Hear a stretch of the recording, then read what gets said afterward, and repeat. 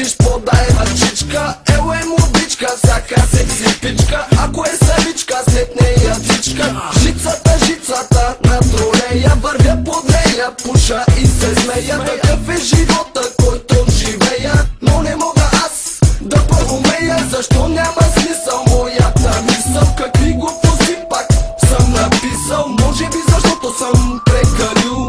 Като свиня пак съм се набил. Знай, че това е част от моя стил. Кажи, братле, аз трезвен кога съм бил. Варна, така жива е тука. Никога при нас няма скука. Пуша ловичка, по нас тревичка. Пуша ловичка, по нас тревичка. Пуша ловичка, по нас тревичка. Пуша ловичка, по нас тревичка. Пуша ловичка, по нас тревичка. Пуша ловичка, по нас тревичка. Пуша ловичка, по нас тревичка. Пуша ловичка, по нас тревичка. Пуша малко повече от пълен ход. Когато се напия, се напивам като идиот. И така нон-стоп, денонощно, казвал съм вече, партито е много мощно. Ей, това е стилът, Варна е градът, а враговете ми навътре да се ръд.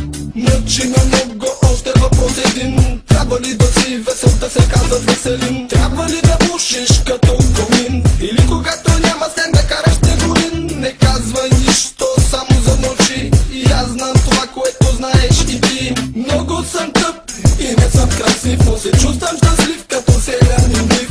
Пуша с уличка, яка тревичка, много пуша. Пуша с уличка. Пуша ловичка, по нас тревичка. Пуша ловичка, по нас тревичка. Пуша ловичка, по нас тревичка. Пуша ловичка, по нас тревичка. Пуша ловичка, по нас тревичка. Пуша ловичка, по нас тревичка. Пуша ловичка, по нас тревичка. Пуша ловичка, по нас тревичка. Пърпам пак, пуша как от най-веселия треворак.